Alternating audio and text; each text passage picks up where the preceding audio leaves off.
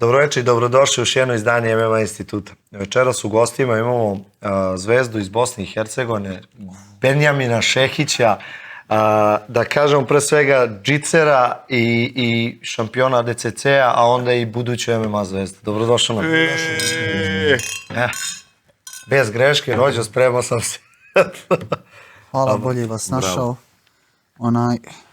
Želim da iskoristim priliku da vam se zahvalim što ste me zovnuli. Isto tako želim da donesem salavat i selam na posljednjeg Božijeg poslanika Muhameda, koji je došao sa sabljom kao milost svjetovima, i da donesem salavat i selam na Isa, alejselama, Isusa, koji će doći sa sabljom kao milost svjetovima. I na sve oni koji ih časno i pošteno slijede do sudnjega dana. Ja. Kao što vi sada postite, jako mi drago čuti da se postite. Pa dobro, lijepo je kad čovjek ima neke principe. Ne, ima ljudi postije sad. Postoji onako opširna tema, da ne ulazimo u to. Ne, brate, ovako prošle nedelje je bio katolički Uskrs, ova nedelja je naš Vaskrs i sljedeća je nedelja Bajram 23. Bajram pada. Pa onda je malo više nego. To je to. Tačno je nedelju dana razlike. Znači za sve ide. Jel uspevaš da treniraš normalnim tempom za vreme posta? Kako ide? Pa treniram naveče, u večernjim satima. Si gladan kako je kilaža? Ma jok, nisam gladan, nisam dobar. Ja sam zaboravio biti gladan, ne budem dobar sad nikako. Ne mogu da se koncentrišem, ali na glad sam zaboravio jer moram da pratim kalorije, unos kalorija, moram striktno da pratim da bi gubio kilograme. Ja se zadržimo na ovoj temi jer dosta ljudi je čulo preko interneta zbog Khabiba i ostalih njegovih drugara, celog tima u stvari tog iz Dagestana, ta priča da zamene dan za noć. Pa kako to otprilike funkcioniše uopšte? Kad krećete, kad imate obrok, kada vam je taj trening, da li jednom trenirate, dva put, kako ide uopšte? Pa svak to, ja mislim, radi za sebe. Možda ako ima neko tim sad pa da svi skupa treniraju, moraju naveče da radi trening. Ja iskreno, prije nego što bi radim neki kardio trening ili radim neki BJJ roll, i onda poslije toga jedem, odmorim se, obavim neku molitvu i onda poslije toga uradim trening tegova ili tako. Koliko je to sati kad dižeš tegove? Pa dižem tegove oko 1, 2, 3 jutri, završim i onda čekam 5 sati ujutro da obavim tu jutarnju molitvu, možda spavam sat vremena i onda poslije toga spavam. Ne, pa to nikad nisam čuo baš o tome. Čuo sam samo iz priča kako menjaju Dagestanci, ali oni se uglavnom ni ne bore u tom periodu. Tako? A ja se ne bi borio, pa će se boriti čovječe, ni sjeo, ništa. Da uđeš da pogineš. Ovo je najbolji dokaz do MMA, nema joj kad meni crno padne na oči. Hajde da ti crno padne, evo nisi ništa, evo nervozan se, pa hajde uđi malo u kavez. Kak mu crno padne na oči. Znači, pa dobro, i ne smiješ, bukvalno ne smiješ da dozvoliš da ti crno padne na oči. Ali nismo htjeli s tom temom da otvorimo, htjeli smo da otvorimo s temom zašto si došao u Beograd, a to je humanitarni seminar si imao, tako? Da. Ajde ja ne pričam, koja je priča uopšte bila oko tog seminara i to? Pa eto, bio je seminar kod Gileta u Kimuri, da, i išle su donacije za dom za nezbrinutu djecu koji je došao na seminar. Odakle ideje uopšte? Jeste to nešto brzinski dogovorili? Pa brzinski. U Beogradu si, hajmo, kako, šta. Pa vi ste to dogovorili u 3-4 dana. Pa da. Pošto smo mi podcast dogovorili pre 3-4 dana. Ko je? Top. Pa super, vi ste sve super. I kakav je bio odziv? Pa bilo je lijepo, bilo je dobro. Došli su ljudi iz drugih gradova, došli su iz Beograda, iz njegovog kluba, iz drugih klubova. Bilo je lijepo, bilo je dobro. Ja stvarno volim da širim ovaj dar poluga. Klasičan džic. Samo uradi ovo. Na svakoj slici su ovako. A otkuda to? Pa, znaš... Ostavlja jak utisak. Ko je dao taj... Kao mali gleduje moće Ranger, it's more for time. Dakle to? Pa, u MMA-u imaju ljudi koji su bazirani na striking i oni uvijek stoje neke udarce, bacaju. Sad ja sam razmišljao šta da mu uradim, ja neću da ga udaram. Ja mu dođem ovako, tako. Konzumirat ću ti dušu. Uzet ću tvoje tijelo i natjerat ću te da se predaš. A nije ono kao sad ću da te zgrabim. Pa da, grappling. Doći ćeš mi, pašćeš mi pod ruke, kad padneš pod ruke. Idemo u dubine. Čekaj, koliko već dugo ti treniraš? Kad si počeo Brazilsku jiu-jitsu. O, treniram. To je tvoj prvi 10 sport, godina, da? brate. 10 godina, ako ne i više. Gdje si krenuo pre 10 godina? Usura. Pa kod koga si krenuo? Da? Krenuo sam prvi moj trening koji sam radio brazilske jiu-jitsu je bilo u areni, ali prije toga sam ja trenirao japansku jiu-jitsu, ali 14. godine faktički treniram, sad mi je 28. Japanska. Čekaj sad, japanska, ja baš ne znam koja je Japanska, razlika. ona pandurska jiu-jitsu. Koja je razlika između japanske i brazilske? Ajde nam najjednostavnije objasni. Pa japanska jiu-jitsu... Izvini, molim te. Između japanske i brazilske. Pa ovo su Japanci, ovo su Brazilci, idiot. Ja pitam glupo pitanje. Pa u japanskoj jiu-jitsu ono, ima karate, ima judo, ima u brazilskoj jiu-jitsu. Ima udaraca? To je japanska jiu-jitsu, ono, karate, klasično. Karate i judo. Kako si se odlučio da pređeš na brazilsku? Pa trenirao sam u međuvremenu ninjutsu i onda sam sa toga prešao na brazilsku jiu-jitsu. Bio na Kramagi. Nisam, hvala Bogu. Hvala Bogu i ta ninjutsu isto. A nije te MMA interesovao? A znaš šta, ninjutsu mi je donio shvatanje tehnika. Kako misliš? Pa da mnogo bolje razumijem tehniku iz brazilske jiu-jitsu nego što bi je razumio da ga nisam radio. Ninjutsu? Pa ninjutsu je tehnika borenja gdje se mogu koristiti predmeti gdje imaš. Lepo si ovo rekao, tehnika borenja. Da. Ne borilački sport, nego tehnika borenja. Zato što nije sport. Ne odnosi se na sport. da. Ne može biti sport kad zbodeš čovjeka nožem, razumiješ? A znači ima i nož. Pa da, faktički borba s nožem, borba s palicom, borba... Znači I sve su samo to odbrana. Tehnike. To je samo odbrana. Može biti napad, može biti odbrana, ali to je taj ninjutsu. Pa koliko si zadržao na toj... Pa, To nisam trojicu jezbo. Gotov si. Kako si Pa toga nisam. trenirao? Kao trojicu za Pa večer. nemoj pred kamerom. Pa trenirao sam neke 4 godine. A koliko je japanska? Japansku jiu-jitsu za 2-3 godine. Došao sam. A sad, koliki si bio kad si krenuo na te sportove? Ovoliki, 100%. Poste, ja sam ovako narastao, isto ovako. Ti si rodio ko konj, majke. Šta je? I kad krećeš u kojoj Izvini, molim te, ti si 208. 206. Izvinjao se. Rekli ste mi da ne psujem. Oprosti. Bilo je jače da... A nije te interesovao MMA? Pa znate šta?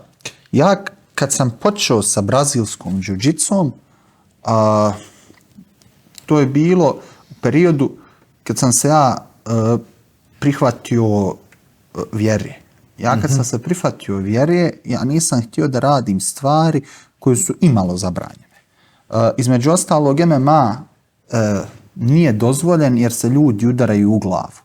A Muhammed a.s. je rekao nemojte udarati ljude i životinje u lice.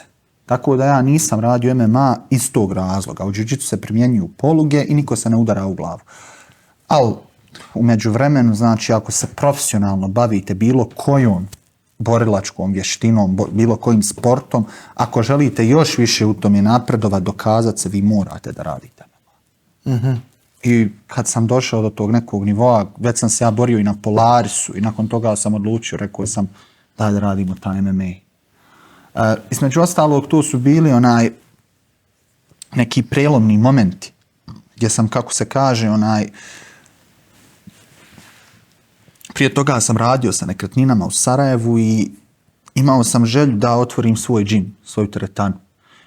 I da izađem iz nekretnina, jer sam tu posao s nekretninama, vi pravite ljudima kuće, prodajete zemlju, ali sve se nadovezuje jedno na drugo i vi na kraju imate 300 poslova gdje se probudite, ujutro legnete navečer i čitav dan ste radili.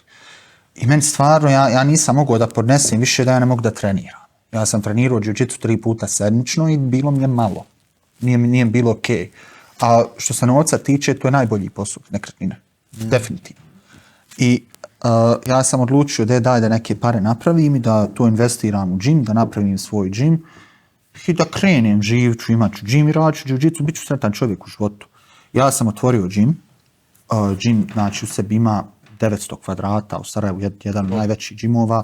Otvorio sam, kako se kaže, u sklopu toga džiu-džicu i sve i povučem se iz nekretnina. Sve lijepo krenulo, ali dogodi se korona. U džim sam uložio više nego što sam imao. Znači, toliki prostor, ventilacija i sve. I samim tim, kad je došla korona, oni su zabranili da ljudi treniraju. Ljudi ne treniraju, niko ne plaća članarinu, česi. Šta da radim, razmišljam. Nekretnine se ne mogu vratiti, ko kupuje sad nekretnine preko korone. Ja bio sam u 2 firme direktor. Kad sam uopšte otvorio teretanol, ja sam dao otkaz, ja sam želio da budem sretan. Dojadilo mi praviti kuće, provjeravati krovove i tako dalje, kako je napravio fasadu, izlio temelje, stavio žicu unutra. Dosadilo mi stvarno. Mislim, znam to jako dobro raditi, dobro sam to radio, ali sam, ja volim biti aktivan, volim sport, i prestanem to raditi, otvorim džim i dogodi se ta korona i onda kažem, pa radit ću MMA, dam dragi Allah oprosti, radit ću ga, to je sport, to je, kako se kaže, nikom ja ne želim zlo, mi smo se dogovorili i mi radimo borbu. Ja sam tad mislio, nikom ne želim zlo. Se to malo promijeni. A čekaj sad taj moment kad kažeš sad to se prkosi direktno sa verom.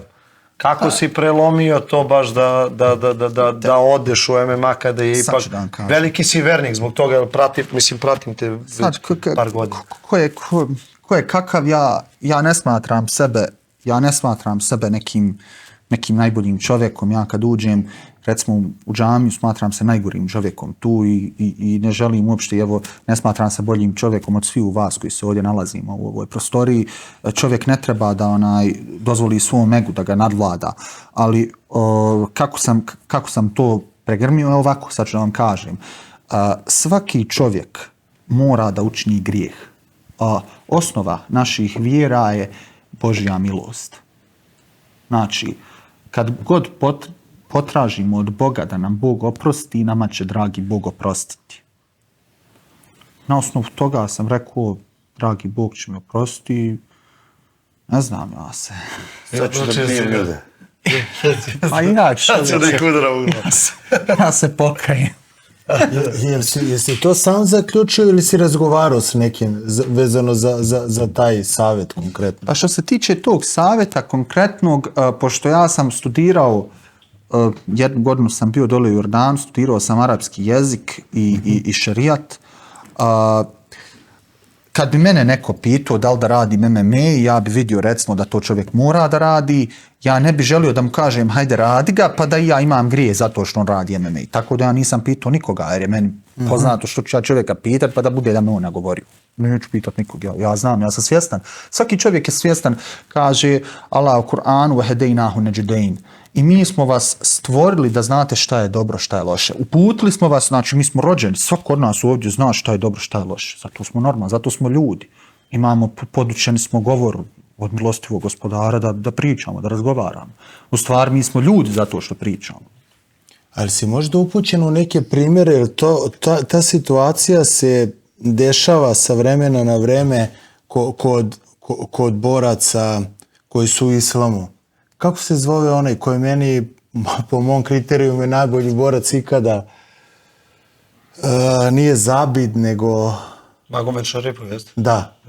On je imao to pitanje, postavio sebi i povukao se, poslije toga nije našao odgovor. Jesi upućen u te neke primjere? Često se dešava, isto i radio sam s ovim Magovim, na primjer. Kod njega je bila priča, neverovatan talent, neverovatni rezultati koji se povuku iz tih verskih pobjeda, ali nije našao odgovor. Da li je to isto pitanje i šta se tu stvari traži? Neko prebrodi, na primjer, Khabib je nastavio da radi dalje. Evo, presto je. Presto, a? Kaže, dragi Allah u Kur'anu. Da, presto. Fekultu stagfiru rabbekum innehu kane gafara. I govorite, oprosti mi gospodaru, gospodar će ti oprostiti. Ako Khabib se sada pokaju, to više ne radi, dragi Bog ćemo oprostiti. Mi sve dok živimo na ovom svijetu imamo pravo, znači da se dragom Allahu pokajmo, da tražimo od Boga oprost, da nam Bog oprosti. Ja lično sam jako strastven posao što se tiče MMA-a. Meni ne bi bilo dobro da ne uradim sparing, eto. A kako objašnjavaš to da ti je, skoro sam gledao kako se zove, ne samo tvoje MMA mečeve, nego i grappling. To se vidi nenormalan talenat, obzirom da se radi o tolikom čoveku. Sad, ako ti je Bog dao takav talenat, koje je objašnjenje? Pa to je dar, to je dar. Zašto ti je da takav dar? Pa kaže, dragi Allah, halekal mevte wal hayata liyabluwakum ayyukum ahsanu amala. Kaže, stvorio sam život i smrt, samim tim ono što je između njih, da bi vas iskušao, ovo je čar arapskog jezika, ko će od vas imati najbolje djelo? Ko će najbolje djelovati? Nema tu nekakve, kako se kaže, priče. Ja trebam djelom da pokažem dragom Bogu tu ljubav, razumiješ? Al uvijek je tako u životu. Znači imaš nešto što ti otvara i to možda nije dozvoljeno. Ne trebaš da ideš tu, ali ako odeš tu, možeš imati tu neku grižnju savjest. Ti ako imaš grižnju savjest, ako čovjek koji ima grižnju savjest, to je dobar čovjek. To je dobar čovjek. Kaže Allah je umet uble serair, tog dana će vaša savjest biti ispitivana. Znači, to je sudnji dan. Ja puno mislim o tom danu i svi ćemo da doživimo taj dan. Svi ovdje koji postoje zbog tog dana. Postojite ljudi zbog toga, razumiješ? Znate šta je savjest? Savjest je znači, jesam li ja sad, da izvinete, išao u WC, jesam li ja ostavio čist WC za sebe? Čovjek koji o tome razmišlja, to je dobar čovjek. Nije dobar čovjek koji će sad pred kamerom pričat o nečemu, dizat sebe da bi bio dobar čovjek pred kamerom. Dobar čovjek je čovjek koji se u tajnosti boji dragog Boga. Inna ladina yakhshawna rabbahum bil ghaibi lahum maghfiratun wa ajrun kabir. Znači, ko se boji dragog gospodara u tajnosti, njemu pripada oprost i velika nagrada. Dobro, da li taj što kaže rođa dan, on sigurno ti nije dat da ti budeš najbolji u nekretninama. Sam dobar u nekretninama. Ja tako, nije sigurno tebi je dat. Ako si dobar, šta je to što ti imaš dar glupam? Konkretno u nekretninama, ali to te ne zadovoljava, a imaš dar za sport i to te zadovoljava. Što ti je dao Bog ta dva dara? A ovdje si nezadovoljan, ovdje zadovoljan. Pa znaš šta, Bog nas je stvorio različite, razumiješ me? Bog nas je stvorio različite. Zašto smo mi sad na zemlji? Šta je Adam uradio? Približio se drvetu. Rečeno mu je nemoj se približavati drvetu. Mi ljudi smo takvi. Moramo da pogriješimo, moramo. Nije moguće da ne pogriješimo. Ali ja ne mislim kad smo potegli ovu priču, uopšte ne mislim da je to greška taj put. Ja baš mislim to je Khabib i uradio možda najbolje. Dat mu je dar za to da uradi i možda i najbolje promovisao. Ne, loše zvuči promovisao. Znaš šta, ja sam... Da, nije promovisao, ali hoću da kažem da je najbolje pokazao i veru i sve je pokazao najbolje kroz taj sport i kroz taj svoj dar. Pa mi smo svi ambasadori ovom sportu. Baš tako, da. Mi dolazimo do izražaja. Ti, ja, mi koji se bavimo sportom, najviše možemo da prezentujemo mjesto odakle dolazimo, našu kulturu i ako želimo našu vjeru, naravno. Mada je vjera dio privatnog izbora. Ja ne želim da kažem da sam ja islamske vjeroispovijesti zbog toga što sam ja Bosanac. To je meni stvarno Bože sačuvaj. Jer kako se kaže, kakve veze ima s mojim porijeklom kojeg sam ja uvjerenja u svom srcu. Nema nikakve. Dobro, naravno, ja sam Bosanac. To vidiš, slažemo se. Pa da, a mislim, dobro si rekao, jeste to. Ja sam Bosanac, ali... Mislim da je ključna stvar problema ovdje što se, kako se kaže, uopšte pridaje značaj tome koje kakve vjeruju. Ljudi, to vam je... To je sve sjebala politika neka. Da, to je politika, mi trebamo biti iskreni. Politika nije mjesto gdje vlada iskrenost, ali između nas boraca mi znamo kako je primati batine po glavi. Tako da nećemo pričati gluposti. Mi nećemo gluposti. Mi ljudi, evo, mogli bismo ovako živjeti godinama. Ja mislim da se niko ne posvađa nikad. Znači, treba svi da se bijemo. Uglavnom. Kad bi se političari malo više tukli, ne pričali oni gluposti. A pa ne bi više znali bili političari. Pa znali bi da može da boli. Znali bi, ima opcija da te nekad boli glava. E sad, ajde da se vratimo, znači, ove korona, što je za zanimljiv moment, zato što generalno uložio si sve u tom momentu, u taj džim i došao bukvalno život i lupio ti šamar. I rekao, što si ostavio nekretnine? Gde zarađuješ? Pa ja sam presretan zbog toga. A dobro, kako si prešao taj period? Kako je to momentu bilo? Pa nego fino, ba, evo, tunjevi nije, brate. Tunjevi nije razmišljao, šta sad nervozan u teretani sjedio, razmišljao, dizo tegove, bio na dijeti, evo tunjevine. I nazvao, upoznao sam na ovom jednom takmičenju brazilske jiu-jitsu, neke, ovdje u Srbiji sam došao na neko takmičenje, uzeo sam zlato, kratko su mi te borbe potrajale i preko toga, preko ovog prijatelja svog Alije Tucaka upoznam Bojana Mihajlovića. A tu kreće MMA? Da, čovjek mi rekao ima organizaciju, ovako onako gledao sam mečeve. Ja sad razmišljam o tome. Pa ne bi trebao. Ma daj. Halo, Bojane, ne volim tako, imaš tu neku borbu, vidio sam ovdje kod vas finih boraca na ovom SBC-u, pa daj neko ko vam je najjači, da se borimo, kaže me. Ti novo imaš u stand-upu u tom momentu. Nisi radio stand-upu? Brate, ja sam sve jiu-jitsom rješavao čitav život.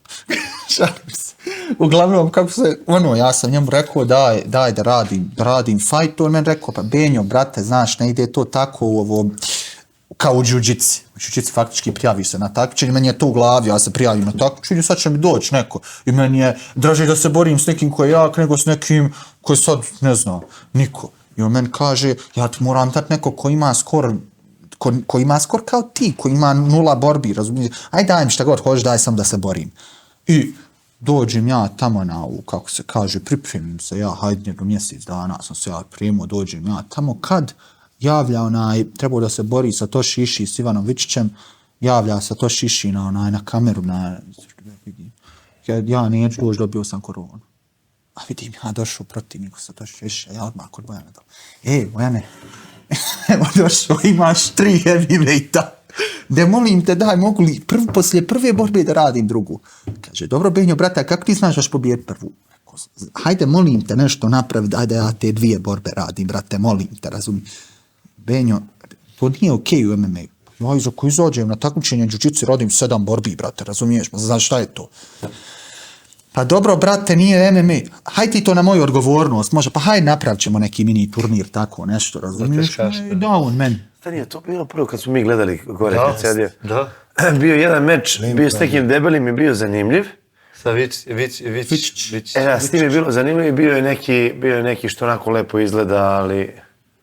Vičić i Đorđević. Pa mislim, ja samo imam respekt za ljude koji su izašli sa mnom u kavez.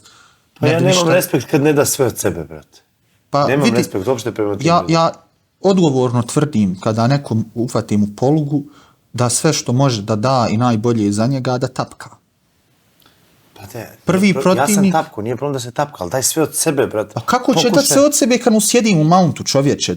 To je, znači, ja njegovu dušu...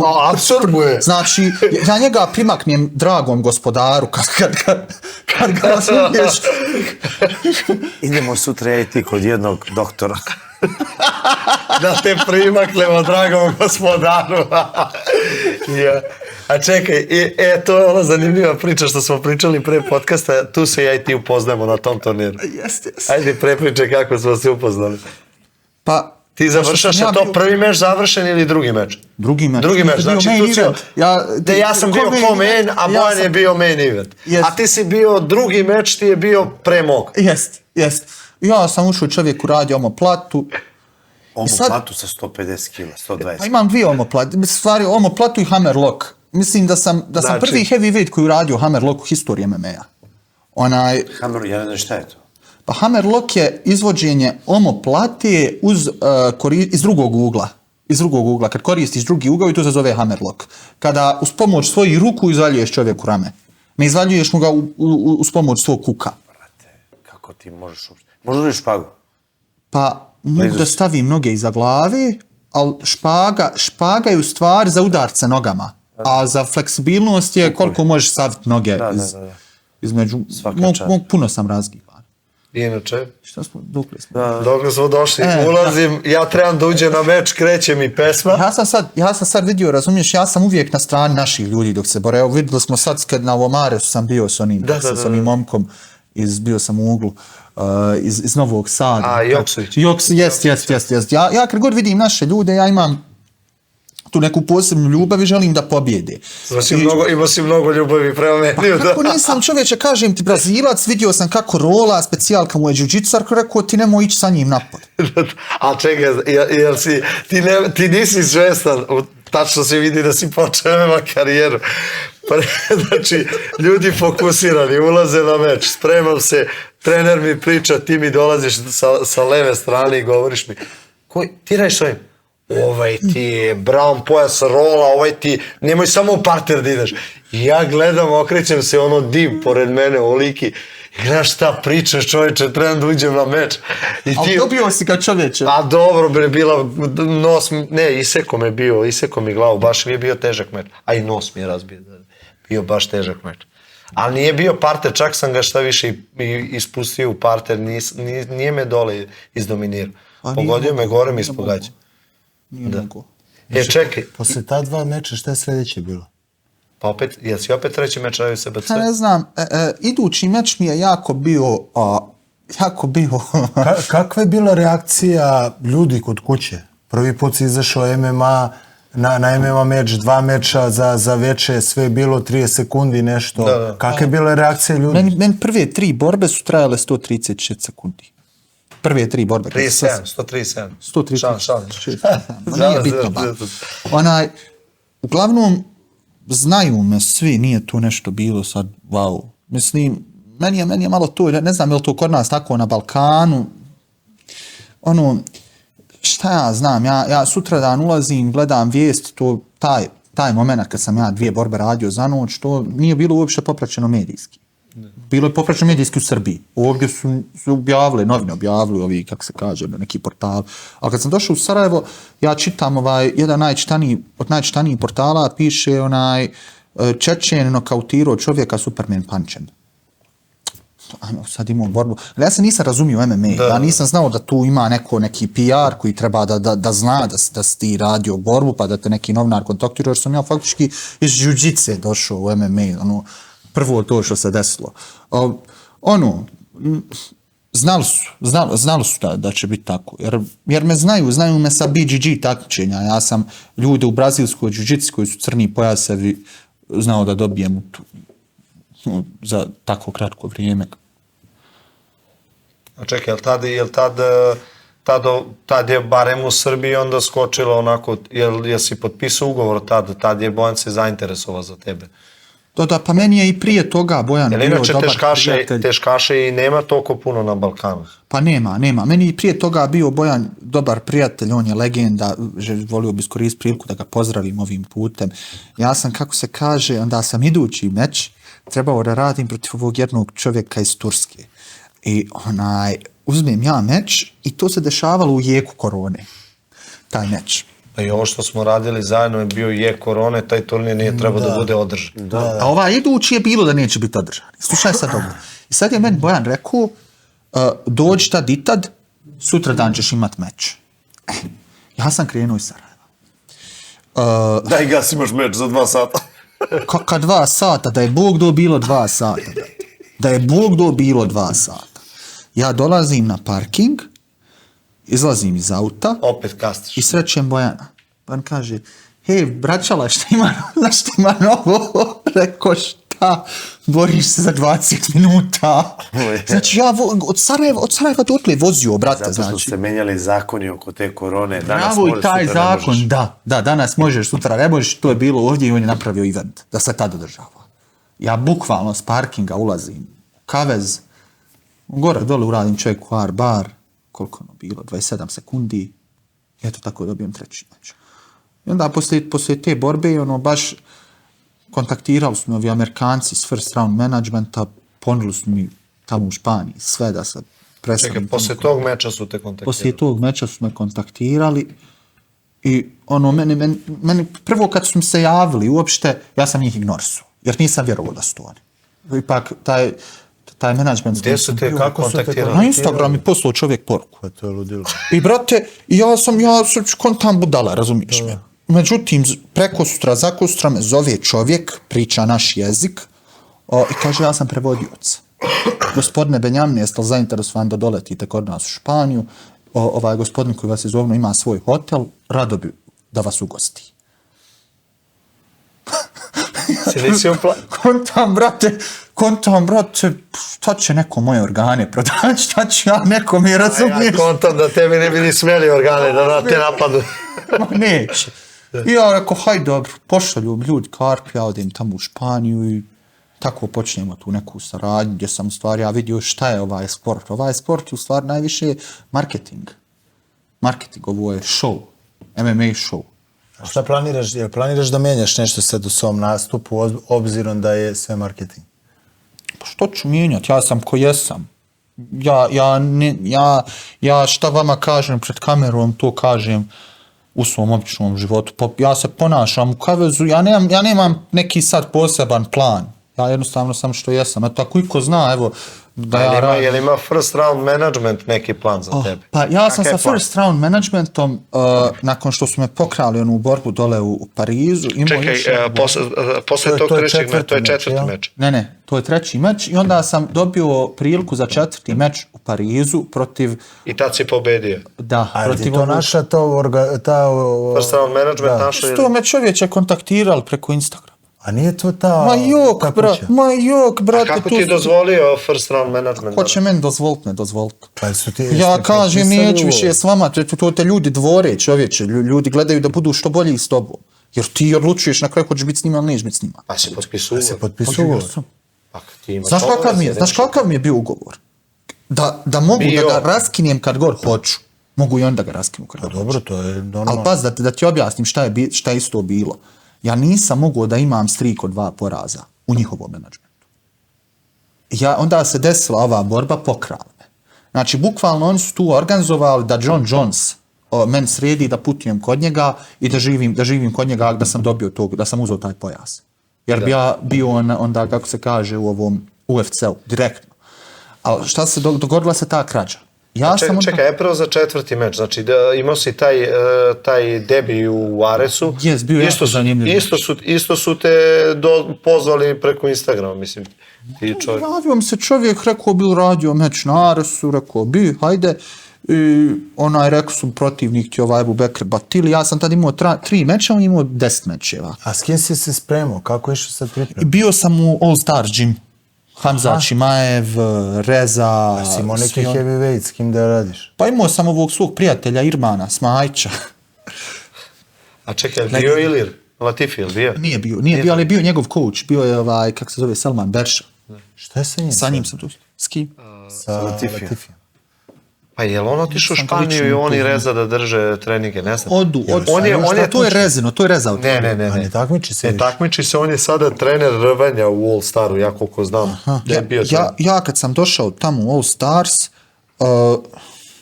ljudima se jako svidio moj grappling i Alan Finfo me zamolio, rekao je, ja dok si ti ovdje, ja ne želim držati no gi.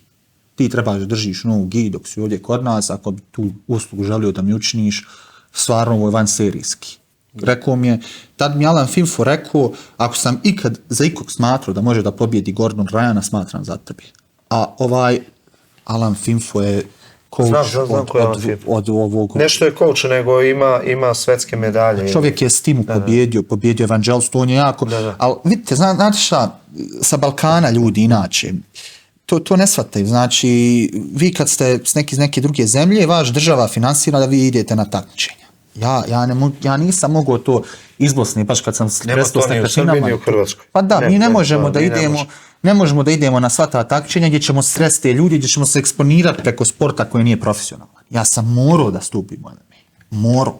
Ja tek onda, kad sam stupio u MMA, odlazim i dobijam priliku da radim s nekim sad, hajmo reći, imenima. Da ja tvrdim da ovdje kod nas imaju imena. I da djeca i ljudi odavde mogu puno da uspiju.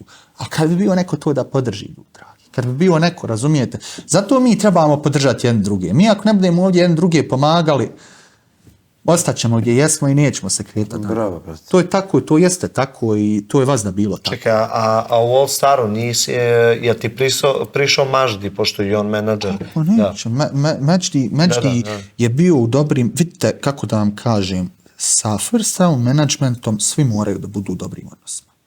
Ne da moraju, nego se ne isplati nikom ne biti s njima u dobrim odnosima. Čak oni mogu da sa Bellatorom, sa ovim, kako se kaže, sa matchmakerom iz Bellatora, kad sam baš prvi put otišao dole u Pariz, sam najnormalnije pio kafu s ovim, kako se zaboravio sam do crnac,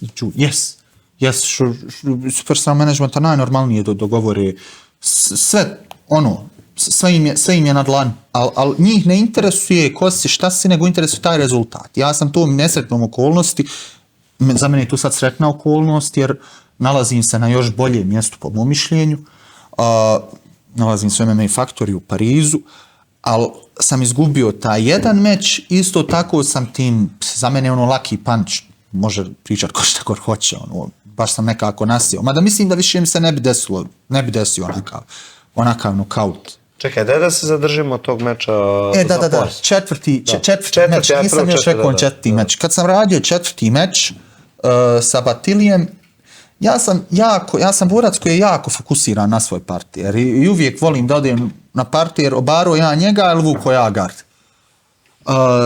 Ja sam na početku meča možda u prvoj minuti njemu slomio nogu.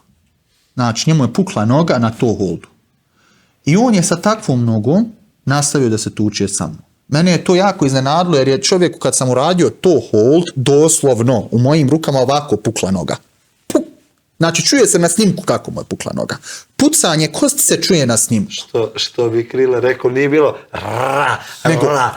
nego evo ovako puca. Znači, puklo ovako, brate.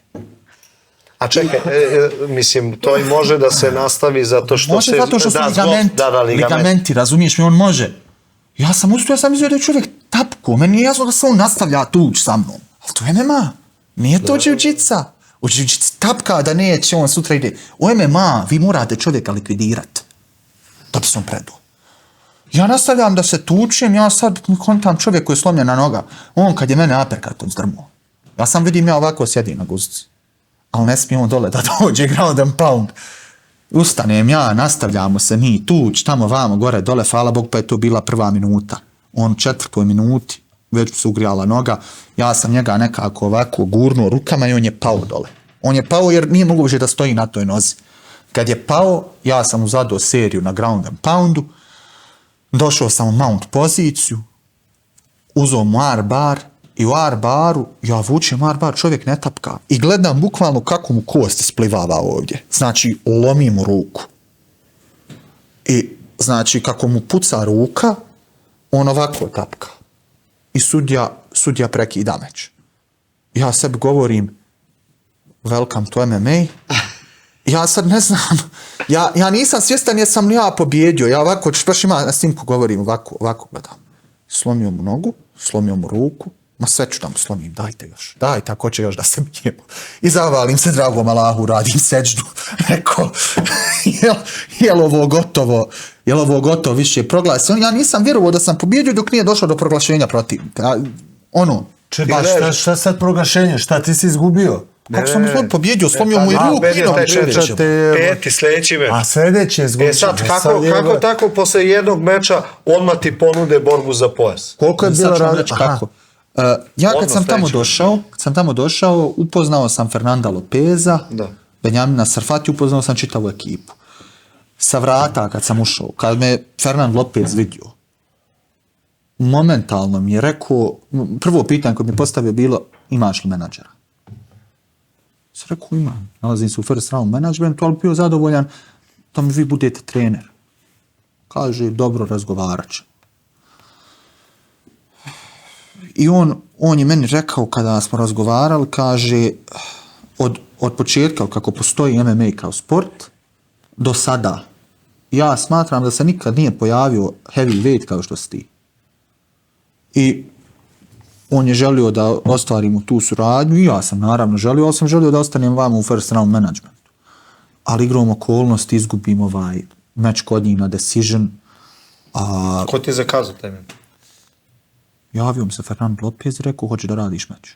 Za pojas? Da. Ne. Prvo mi je rekao da radi za pojas protiv Marcela. Ja sam rekao, pa trener si i meni, trener si i njemu. Kako ćemo mi raditi pojas za meč? Nebitno. Neće raditi meč za pojas, daćemo ti drugi meč. Nije mi ni rekao da ćemo da drugi meč, nego me je nazvao i pitao hoće da radiš short notice protiv ovog nekog Brazilca. Rekao, hoću. Ja dođem tamo i Marcel povrijedi rame i javi mi kako se kaže, Marcel se povrijedio, da li želiš da radiš meč za pojas, a sutra dan mi je vaga. Znači, jedan dan short notice, jedan dan za pojas. Pa 126 sam imao kad me nazvao. Mislim, ja sam do sutra skinuo 6 kila. Sav sretan, rekao, hoću, to me jedino obradovalo. Tom skidanju kila. Jer ja sam već vidio pojas. Ali to je tako, ne treba nikada vas zanese vaša brojnost, niti treba da vas zanese ako ste slabi. Mnogo se puta desilo da slabije skupine pobjede jače skupine i jače pobjede slabije, ali većinom je ta borba, ja svaku borbu gledam kao neku lekciju od dragog Allaha. Treba ostati plemenit. U svakom slučaju treba ostati plemenit. Da li su te poremetile možda te priče svih kako te hvale i to je nova stvar. Ti u džiu-džici to nemaš kada ti ljudi u džici, to nije tako. Ovdje već... Mogu reći da su me nadahnuli. Mogu reći da sam doživio novi level shvatanja života. Da mi je mnogo lakše biti plemenit sad nego prije. Jer čovjek dok ne uđe ova MMA, meni je žao da kažem svima koji nisu MMA borci, ali živi u zabludi. Da, živi u zabludi. Čovjek smatra sebe možda nekih 100-200 puta jačim nego što on jeste dok ne uđe u kavez.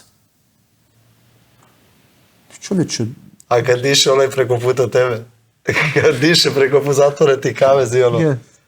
Ajde sad. Ja sam tad baš sretan. Meni je to... Ićemo i ti kod doktora. A ne treba mi, ja sam normalan. Znate, znaš šta, sad nešto slušam te pažljivo i kako ti završavaš za tih 3 meča 130, koliko si rekao, 4 sekunde. Pa ja sam bolji od tebe, ja sam napravio 4 deca 55 sekundi. Pa ti obori ovaj rekao. Moj be. Ti dok se opija. Pa ja kako ti bacaš direkt. Ja uđem izađe gotovo. Nisam bacao direkt. Ja sam tek u svojoj 7. borbi prvi put udario čovjeka. Znaš što te pitao sad? Što se dešava sa tvojim stand-upom, sa tvojim boksom? Pa što se tiče mog stand-upa i boksa sad u ovoj MMA Factory u Parizu, jako smo se fokusirali na moj striking. Nekto tamo moraš, kakvaš da imaš ispred sebe, zar ne? Pa da, ali evo recimo jedan detalj, ja idem na univerzitet u Parizu i čovjek koji predaje boks dole mene sprema sad faktički. I ovo je nauka, ovo je stvarno nauka. Ovo čime se mi bavimo je nauka. Jeste, ali boks je isto ozbiljna nauka koja ne može se naučiti da izbati. Da. Ne može da se nauči, izbati. Mora jednostavno da prođe jedna tona udaraca u glavu da bi ti naučio da pomeraš levo, desno. Ali to je to. I drago mi je što si krenuo, pošto imaš taj raspon ruku. Ono što me najviše zanima, brate, sad ja malo, izvinjavam se. Gane ove. Naš Gane. Naš Gane, kakav je, brate, osjećaj, taj čovjek ima vrhunski stand-up. Ne vrhunski, već ima brutalan stand-up. Nije bolji od Jonesa, mog brata, po koži, ali... Pokazuje da ne može. Čekaj, objasnio Ana da Gane, da. Gane, bre, naš Gane. Pa Gane. Reci mi sad... Po mišljenju je bolji striker od John Jonesa, ali... Jeste sigurno. Ali pokazuje slabost. Nije pa zavit se usro, brat, nemojte me zezati. Pa, ne znam. Respekt, pa ja bi se usro da onog Jonesa. Šta ti kaže za to? Ja molim, Gdje si bio tamo? ja evo Si bio pred na vama sada molim dragog Allaha da sretnem John Jonesa u kavezu. Kako bre, pa on te zvao čoveče da dođeš kod njega kući da spavaš? Pa dobro, zvao me čovjek, nije to što me zvao, menadžment, ja bi baš volio, pa ja evo prve 2 borbe kad sam imao, pitali su me s kim volio da radi, rekao sam s Nganom, brate, ja ne planiram rad MMA, ako ću ja rad s nekim tamo da dovedu mi civila nekog, ja ga završi, šta će mi to? Slažem se, a daj mi za ovog... Jesi bio tada, je li kamp radio u Francuskoj Gani? U Francusku, da. Jesi bio tada tamo dok je spremao? Da, normalno. I kakva je taktika bila? Kakva je priča ošte bila? Kako je bilo da me dovede u partir? Pa mislim, dobro, ali... Pa evo, sve ono što je uradio je taktika bila da mu ne uradi. Pa kako izgleda da uradi tako lako? Šta se... Svoj, da mu uradi zato što je to John Jones, brate, razumiješ me? On je morao da bude crni pojas brazilske džuđice da se odbrani od ovoga. Cyril Gane nije crni pojas brazilske džuđice. Pa Cyril Gane možda plavi pojas. Po mom viđenju Po cijele... mom plavi pojas isto. Što sam vidio kako je sad, kako je reagovao u datoj situaciji i koliko je brzo i tapno, nije se nešto ni odbranio. E sad... A nije se mogo od onoga odbraniti. Reci mi, da li ga je pojela trema? Mislim da nije. Ne. Mislim da nije. Misliš da je Mislim jednostavno... da je on hladan, hladan ko špricer ušao.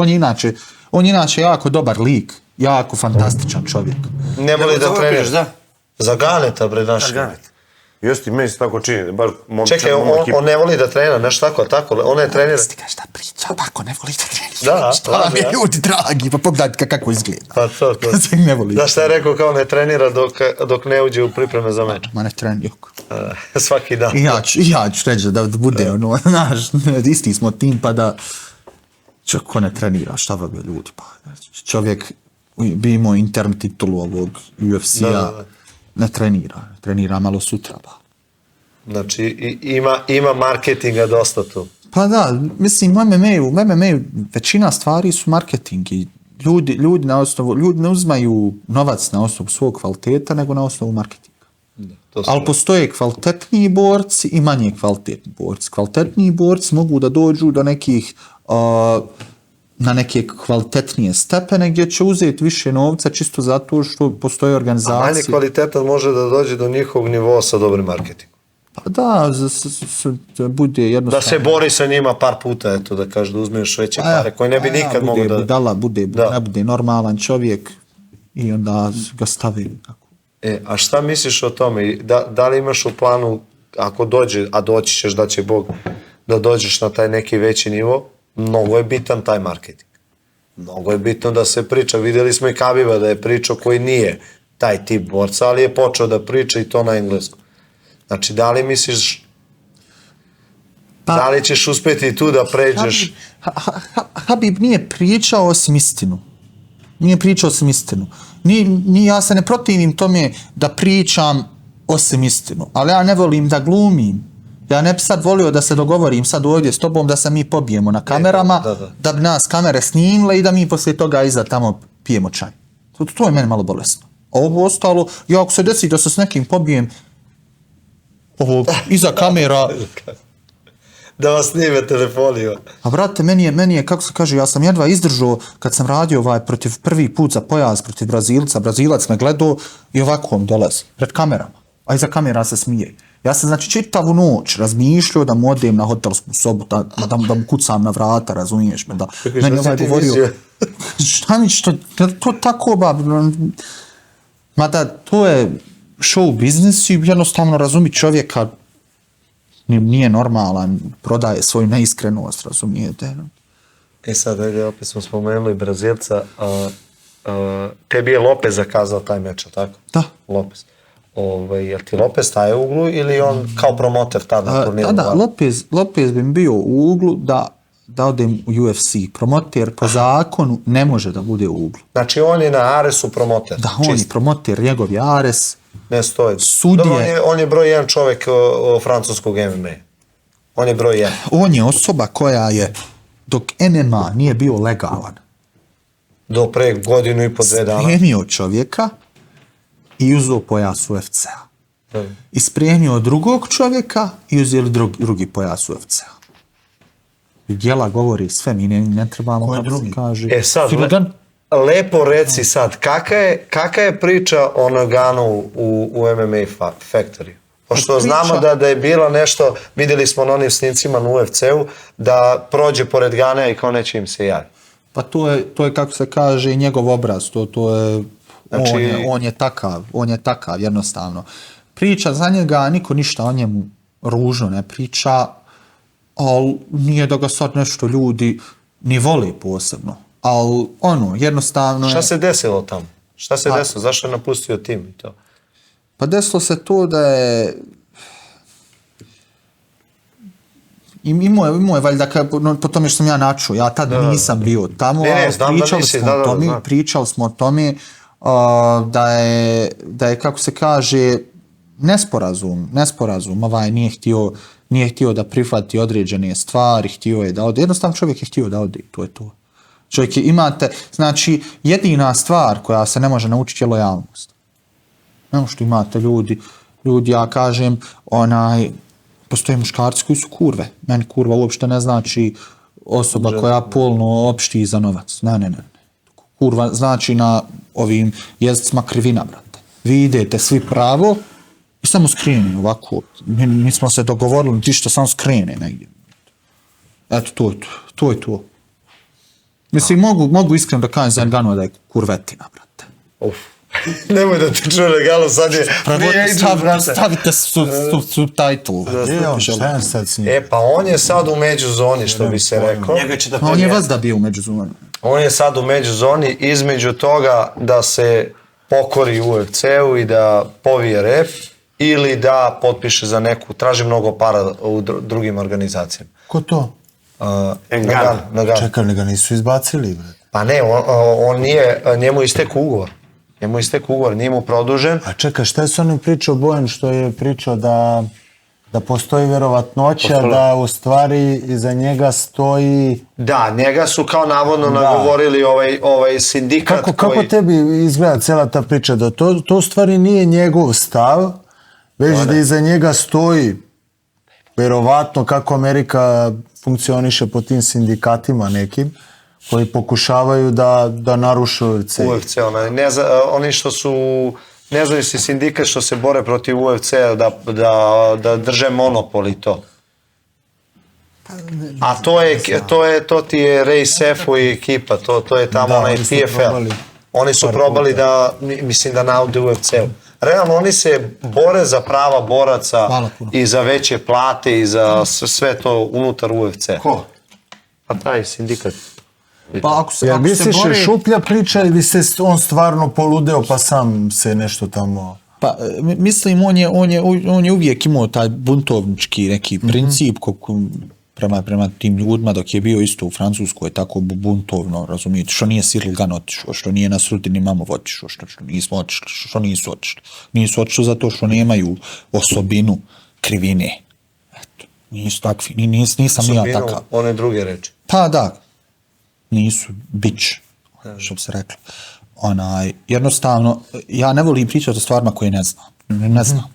Ne znam. Mogu reći nešto što nije... Kaže, ima ta priča, a druga priča je da jednostavno je odleteo u Zvezde i doće više para, tražio nenormalan ugovor od UFC. Nudim 8 miliona čovječe. Pa da, on je tražio koliko? 13? On je 13, ja mislim. A isto da dođe, da li ti 8 miliona? Isto džavo, bravo. Pa nama dođe, mora i milion da nam daje da se istavimo. Njemu dođe već je glup. Ne moram se boriti. Ili ga je neko nagovor, mislim, ne znam, ali i dalje on nije potpisao ni sa kim ugovorom. Može i da dođe nazad u UFC, nema šanse. Dana White je obećao da neće doći. Jeste, ja. Ali, brate, prilo bi sam po sebi. Pa dobro, da, morao bi da povije rep. Da. A reci mi ovako sad, od tih teškaša, pošto sad pratiš, već sad si zagazio debelu u MMA, koga vidiš ovako trenutno kao jednog od najboljih teškaša, pored Ganea da ne računam, uopšte, ne van UFC-u, PFL. Izuzmi mene odmah ti kažeš. Pa gledam... Ko ti onako baš da kažem? Pa Ante Delija. Dobar mi je drug, a nije samo što mi je dobar drug, stvarno je životinja, stvarno je strašno. Volio bih da ga pozdravim u ovom priliku. Koga? Ante Deliju, brate. Deliju, da. I si trenirao s njim? Pa kako? Jeste bio Ante Deliju par puta. Ne u ATT-u, bio sam kod Mirka Filipovića. A bio si kod Mirka? Da. A čekaj, bio si u ATT-u, tako? U ATT-u sam bio skoro kod Mirka Filipovića, sam otišao nakon one borbe za pojas u Aresu. Bio sam dole haman mjesec dana neki. Aha. S kim si tamo trenirao? Si trenirao s Mirkom? Da, sa Antom. Išao sam zbog džuđice, išao sam zbog Ante. Ante je stvarno fantastičan, jedan momak koji je jako... Momčina i po namučena. Pripremao za PFL turnir, jel? Da. On je bio u pripremama. Da, treniralo smo svako jutro i svako večer sa Mirkom. Neke stvari jako dobro sam tu mogao da naučim. Inače, MMA pored svega je jako bitno iskustvo i taktika.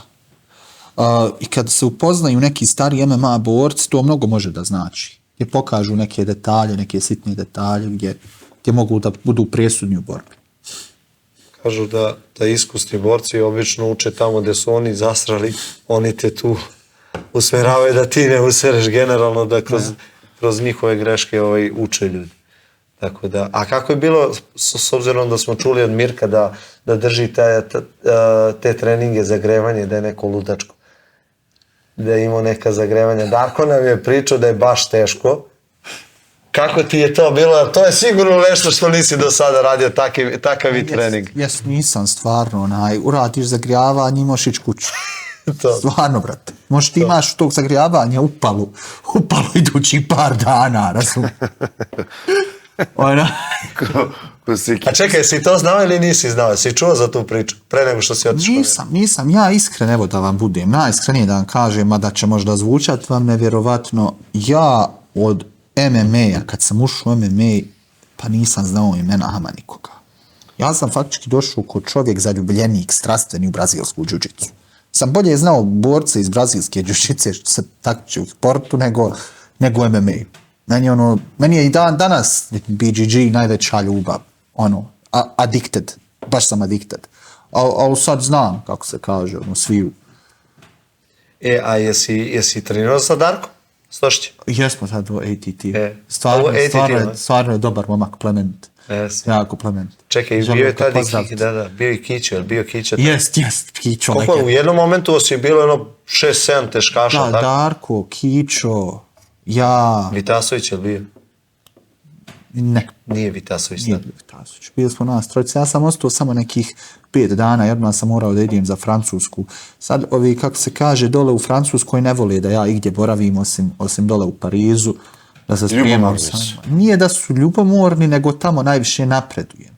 Jer bukvalno ima, na mene fokus daje 3-4 vrhunskih trenera koji su konstantno kod mene, zovu me, hoćeš da kasni na trening, šalju mi poruku, dođi, ovako, onako, mislim, takav tretman ja nisam nigdje doživio. Da, odlično. I jako dobro ide i jako se napreduje. Jer tu stoji, faktički, ja kad radim sparing, ima trener koji je samo tu da vrši monitoring mog sparinga. I kad napravi neku grešku protiv bilo koga, ispravlja me, pogriješio si to i to, trebao bi to i to, a ti treneri su, kako se kaže, postavio i Fernand Lopez, a tu je Fernand Lopez koji isto tako vrši monitoring sparinga i govori trebao bi ovako, trebao bi onako. Koliko ulogu igra na tvoju karijeru Lopez za treniranje? Znači ne za karijeru kao menadžment, koliko se meša Lopez? I kakav je Lopez, uopšte da je upiši ga? Veliku. Mislim da je Lopez Nikola Tesla za MMA. On jednostavno ne mora da bude striker, njegov učenik. Jednostavno, kad uzme pogotovo heavyweighta, napravi čudo uvijek. Ali on ne uzme, on izabere. On kaže, hoću da radim s tobom i jednostavno ne odustaje. Ja sam bio u striku od 2 poraza kad su oni mene doveli, kad sam zvanično s njima potpisao. Ja ne znam, i dali su mi fights sa strikom od 2 poraza, razumijete? Meni to puno znači u životu. Ja sam čovjeka pobjedio za 80 sekundi i tako dalje. I dali su mi čovjeka koji imao winning streak od 4 pobjede. Iduću borbu, ne baš toliko da pričam, ali me čeka jedan protivnik koji ima winning streak. Pa 11. maja on će to oficijalno objaviti. ima neka dilema, ima neka dilema da li će možda i taj fight biti za pojas ili neće. Trebao je da bude za pojas, samo ovaj kojim je ponuđen pojas je odbio. A stani, kako će sad ti... Pa čekaj, ko sad drži pojas? Niko. Držao Ovo je otišao u PFL, tako? Držao je Filip Trabelsi. Onaj koji me pobjedio će UFC. UFC, da. Momentalno kontender, jer ko uzme pojas od Ares ima ugovor s UFC-om. Znači, to je put, inače, kad odete na Ares, katmeni su vam iz UFC-a. Ne, broj 1 organizacija u Francuskoj, broj 1 promoter u Francuskoj, Lopez, znači što se tiče francuskog, to je broj 1 tim. Da. Znači, ako Bog da, ti bi mogao do kraja 2023. završiti u UFC-u. Pa sve je moguće. Sve je moguće. To jaja. Hajmo vidjeti šta će biti. A reci mi sad ovo, mene zanima ovako, kad već govori Gagi u UFC-u, da li misliš da ti je rano da do kraja godine uđeš u UFC? Ne misliš? Ja pričam zbog ovog segmenta gde možeš mnogo da napravi. A imaš gomilu teškaša da hodu u UFC-u, zar ne? Ja jednostavno smatram... Nemaju džitsu kao on. Ja bih želio da kažem da stvarno smatram, brate, da ljudi na podu imaju Downov sindrom. Kad padnu na... teškoj, da, stvarno znači. I u drugim kategorijama ne toliko koliko u teškoj, ali u teškoj kategoriji, brate, to je strahobalno, ja kad gledam ono što radi. Dobro, sa tvog aspekta... A isto dva invalida se valjaju po podu, brate. Ko je tebi dao crni pojas? Ma ja ga sam sebi svezu. Rekao, šta ćete sad? Ima li ko se žalio neko? Nije, šalim se, zajedno. Doneseš nogu kući. Nogu kući, vrati, imaš, zakupljaš ih i kačeš ih. Da mu amputiram koljeno. Ozbiljno, ko ti je dao crni pojas? Zaid Granduka iz Jordana. Inače, dole sam u Jordanu boravio kad sam studirao arapski jezik i šerijat i morao sam da treniram jiu-jitsu. Tamo se osvojio neki turnir skoro. Prego jedno dana. Jesam, uzeo $1,000, Kako se ko jesam? Ja, pa sjetim se, ja to usput tako odem na te turnire, joj, ti $1,000 sam pojio, burazir. Joj, ja ne mogu pisati kakva ona hrana, tamo u organu. Ja nisam dala, ja sam intelektualac, brate. Ti si diplomiran onda budala, burazir, ovoj. Čekaj, sad možda si počeo za hranu. Ti čekaj, kako ti sad živiš u Francuskoj, tamo su kroasani i to, a u Sarajevu... Pa to ti je to iskušenje što ti pričam, da ja konstantno u svom životu živim u iskušenjima, ljudi dragi, razumijete? Ja želim da jedem, a ne mogu da jedem, razumijete? Znači... Čekaj, šta jedeš bre u Francuskoj, pošto si gurman tako? Pa toru kroasana. Kuhani pileći prsa, da je Bog do piletima. A si u iskušenju, brate. Pojedem ribe, pojedem farmu jagnjetine, ove. Bilo bi lijepo jagnjetine, da jedem stvari. Tamo ne. Bio bi sretan. Pa odem nekad all you can eat, možda jednom sedmično, pojedim sve. Pa ja cheat meal. A te primaju uopšte na takvim mjestima? Pa primaju, ali se menadžer rasplače kad me vidi.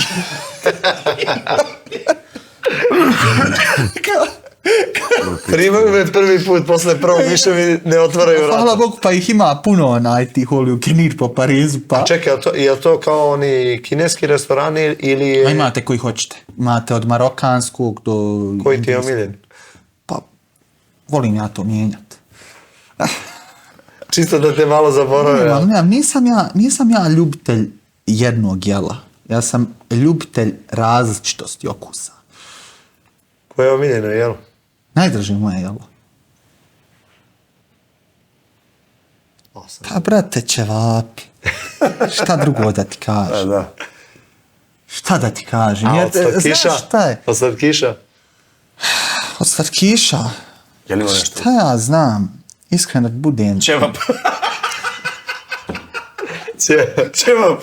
Pa, brate, znaš da ja više nekad volim slano od slatkog jela, brate. Znači, znaš kad mi sjede nešto slatko i okrene se im nešto slano što volim, mi uzmem pojedem to slano i bude mi slatko je. Ja sam obredno. A? Ja ne moram ništa slatko, ja samo da imam tako tih. Ma ne moram ni ja, brate. Ja jednostavno shvatim da moram da se spremim, da je to rat. To je to. Slatkiš nisi rekao. Od slatkih stvari. Pa, brate, iskren da ti budem ovako, ja ti kažem jela bez kojih ne mogu. Ja bez ćevapa ne mogu, ja ih moram pojesti. Ja Sarajevo kad odem, ja moram otići u Zmaj da pojedem ćevape. A kod koga? Ja to moram. Daj da vidimo gde su ti najbolji ćevapi. Zmaj, to su... Od Zmaja? To je, brate, nedvojbeno, znači. Kogod Zmaj mu je sponsor 100%. Zmaj. Ne, Poješ ćevape? Pa, brate, koliko hoćeš ih, ja mogu pojesti, ali pojedem 20 dana, pretjerujem. Jevo se, da, Kažeš, dobro, to ja su i oni pojedem. sarajevski Somali ćevapi, to mogu ja da pojedem 10. Da dođu Zmaj da vidimo jesu mali, brate. Opa. Veliki, brate. Velika. Kao veliki, brate, veliki. Da ima u Srbiji veliki ćevapi da se jebavaju. U Zmaju nisu sad, brate, ćevapi. On nije normalan ćevapčić, ono jebate. Ali ja ne mogu da i prvim više od 10. Pa šta ti ja mogu što ih ne možeš pojesti više od 10? Ne tjerate niko. Do 20 pojedem. Zmaja jebate. 20 ti pojedem, ako Bog da, kad jedva čekam da dođete, pa da odemo. A reci mi sad smo se dotakli Sarajeva, kakva je situacija u Sarajevu sad što se tiče uopšte tvog kluba, ti dalje imaš taj klub? Da. Ko drži treninge? Drži moj brat Teufik i Namik. Oni su jako ozbiljni što se tiče partera. Moj smeđi plesavi. A reci mi koliko braća imaš, sestara, braća? Jednog brata Teufika. I on je tamo dok ti nisi tu? Da. Nekad, ako ode on, onda bude moj Namik. Čekaj, je to momak koji treba da dođe, koji je radio FNC? Teufik, da. On je radio. A i on je radio... Da, brat mi. Je li Armagedon radio? Ili je radio meč? FNC je radio meč, bori se minus 70. Aha. Inače, mene okrivljuje što se bori na minus 70, kaže, evo vidite, zbog njega sam ja mali, on je sve pojio. On je kriv. Kad pojede svoje, pojede i moje. Koje godište, brat? U 2001. Ali dobro, stari ti si ga baš... Nije prijetno imaš starijih brata. Ali ne, pa nije ga on vidio dugo, tamo u Parizu, on 100%, on ima sad 84-100%. Teofik će da ide sad kako bude ostao u Parizu, ovaj će ode na 6-6. Malog zovu Leglok zloba. Da, i dobio prvi meč na Hillhook. Hillhook strašno radi Leglok, strašno. Mene ufati Leglok, moram da tapkam. Aj, ti moraš da tapkaš, druže, koliki si nemaš sad. Brate, pa Leglok je dizajniran tako da većeg čovjeka završiš. Po mom mišljenju lakše je veće ljude završiti. Mislim, ja sad završim i manje, pošto sam dobro prostudirao te leglokove jako i dobro znam raditi, pa završim i manje ljude na leglok, ali inače leglok, to, brate, kad ima veliku nogu čovjek, ti kad mu je ufatiš, jer vidi, ti kad princip poluge je takav da, evo recimo ti kad hodaš, izvrneš nogu, da li je pod primijenio silu? Ne. Pod je imao neku poziciju, kako si ti stao i noga si skrenula. Isto tako heel hook. To je pozicija, brate. Gdje čovjek drži tvoju nogu i on se ne okreće, nego ta pozicija lomi nogu. To je jednostavno definisano kao position before submission. Jer uvijek moraš da imaš određeni gard iz kojeg razvijaš određenu polugu. A sad to kad si rekao position before submission, da li ti se dešava, ajde u Factory kada naletiš na te iskusnije borce, da li ti se dešava nekada, ili su svi invalidi kao što kažeš, ili ima neko ko je od teškaša baš dobar u parteru, da li ti se dešavalo da gubiš, što se mnogima dešava u MMA-u, da gube poziciju zato što jure submission before position?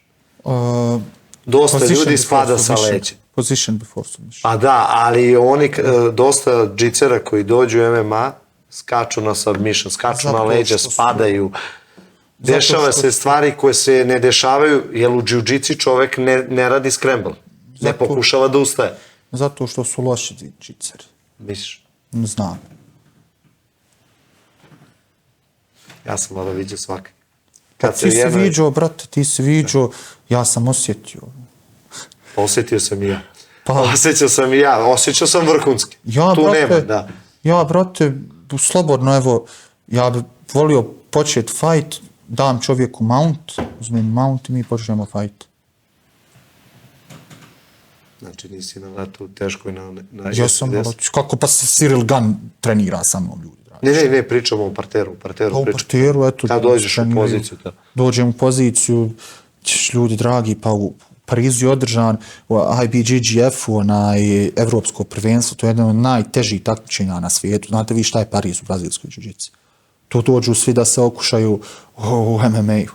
Ja jednostavno tvrdim da je puno lakše povući gard u MMA-u nego u jiu-jitsu.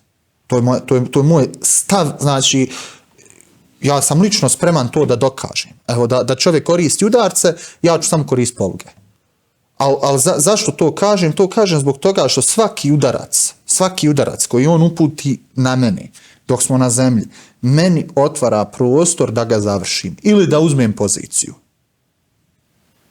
Dok te ne ispogađa, Boran. Ma ko će me ispogađati? Pa izvoli, ko će me ispogađati? Kad neko dođe sa 120 kila kao ti i kad kredate poliva. Ljudi dragi, vi pričate sa mnom isto ko da idem u Čačak da treniram. Ne znam gdje idem. Ne znam gdje da vam kažem, u Hadžiće, pred Sarajeva, selo, na Bjelašnici ko da treniram. Brate, stani bre, pa ne mogu ja da te... Kome ne ispogađa? Pa ja odem, povučem gard i nikome ne ispogađa zato što će završiti ko mora da tapka ako želi da me pogađa.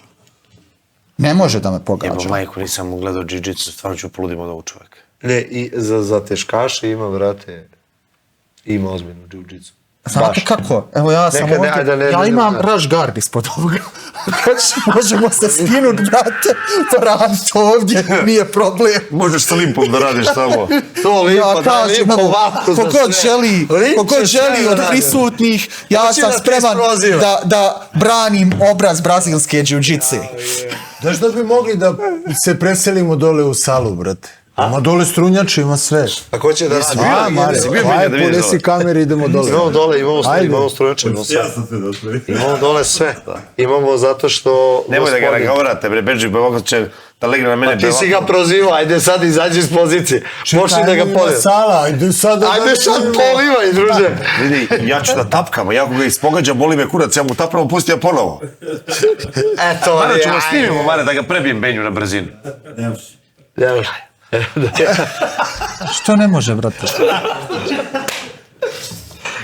Brate, vidi. Mnogo mi se sviđa ta tvoja luda glava. Nisam ja lud uopšte, ja sam najnormalniji čovjek. Ja kažem da sam jedan intelektualac. Prije svega što tvrdim da sam intelektualac, ja mogu ovako da razgovaram sa vama. Ja iznosim činjenicu.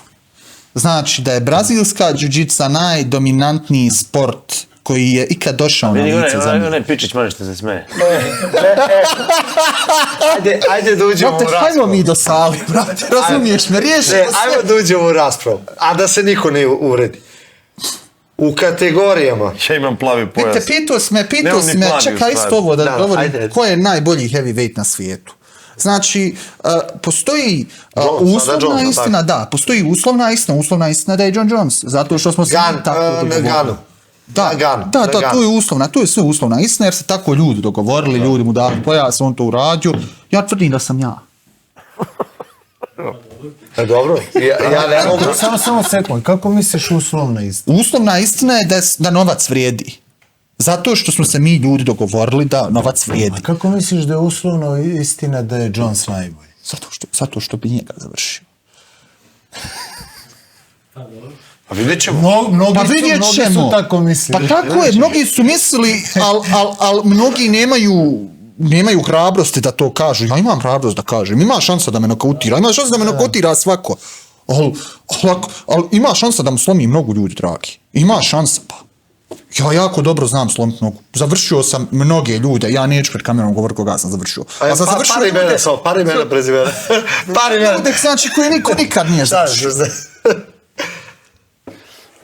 Ja ne govorim, vidite, ima čovjek koji degradira druge ljude, koji, kako se kaže, proziva nekog. Ja nikog ne prozivam, ja kažem uz dužno poštovanje. Da ćeš nam slomiti nogu, ne prozivaš ljude.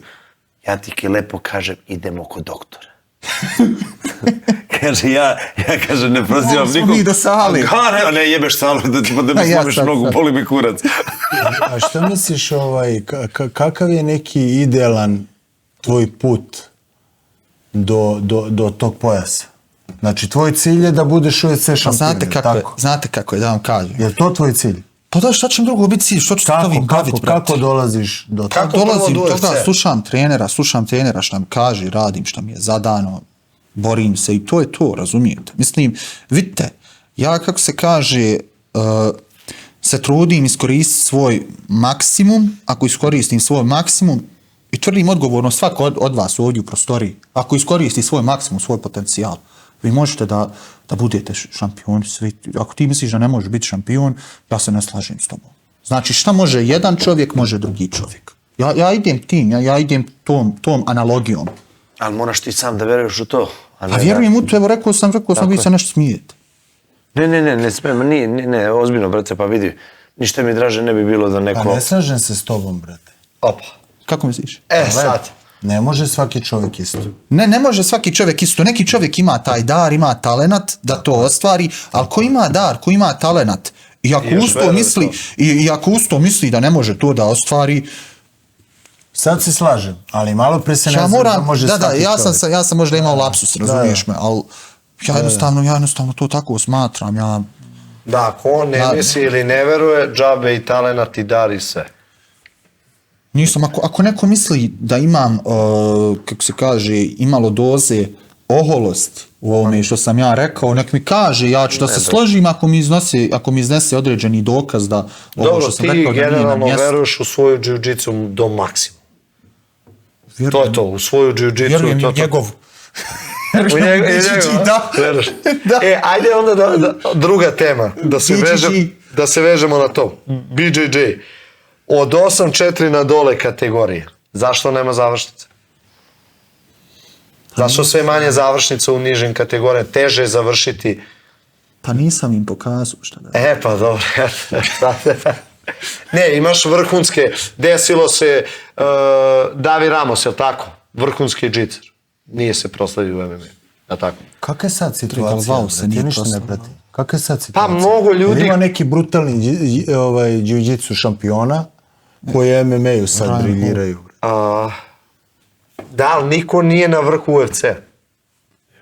Ali ima van UFC-a. Olivera. Dobro, Gilbert Burns je mnogo dugo u MMA-u. Brate, znaš šta da, ali jeste, on je bio je Maja, ajde tako, ali opet ti ljudi nisu radili sa leđa, čovječe. Nisu radili sa leđa. Demian Maja je napravio hibridnu džicu za MMA, koja vrhunski radi, meni se njegova džica baš sviđa, zato što je baš... Od koga? Demiana. Demian je isto. Sećaš se Demiana? I ko je isto dobro prilagodio džicu za MMA je Gunnar Nelson, isto jako dobro. Jake Shields. Da, Gunnar Nelson, da. Frank Mir, ali dobro, on je... Dobro, on je teškaš. I on je završen... On je smaračimo dobro džiu-džicu. On je sleđan. Verdum. Verdum je bio najbolji teškaš. Čekaj, bi volio da radiš sa Verdumom, mislim da odeš da treniraš sa njim. Pa vidi, mene iskreno, što se tiče... Privlačio Brazil, si bio u Brazilu? Nije privlačio Brazil. Pošto radim MMA, najviše me privlači ovo gdje sam sad u MMA Factory. Mislim da trebam da dosta napredujem u strikingu, jer ja ako kako se kaže, se nosim s ljudima u strikingu i mogu da izdržim striking, da izbjegnem to da budem nokautiran, doćemo dole, a ne moramo ni otići dole. Mislim, MMA je drugi sport. MMA i jiu-jitsu su dva sporta, ovo sve što smo mi pričali, to je malo da se šalimo i tako dalje. Zato i kažem, zato i prije sam ti moraš raditi striking. Isto kao što ti moraš raditi jiu-jitsu. Moraš raditi striking, moraš raditi jiu-jitsu. Ti ako kažeš ne znaš jiu-jitsu, a neko te pokušao završiti, nije uspio, ti znaš jiu-jitsu. Ti znaš jiu-jitsu. A znate, vidi Verdum, sećaš se Verdum kako je završio Fedora? Od tog trenutka stoji Verdumova slika kod mene u sobi i izgađana pikadom celo.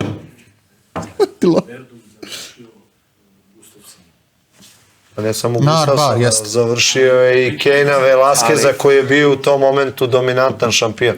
Možda najviše završnica ima Verdum u teškoj kategoriji. Brutalan jiu-jitsu ima.